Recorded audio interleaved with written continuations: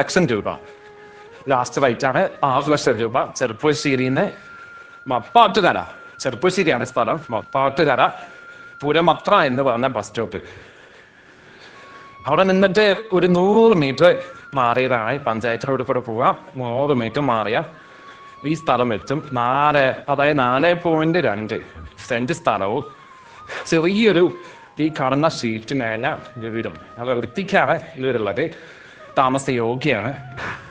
അത് മെയിൻ ചെറുപ്പശ്ശേരി ടൗണിൽ നിന്ന് 6 കിലോമീറ്ററാണ് ഇവയ്ക്കുള്ള ദൂരം. അതായത് 6 കിലോമീറ്ററാണ് ഇവയ്ക്കുള്ള ദൂരം. അത് ഇപ്പോഴും ബസ്സുണ്ട്.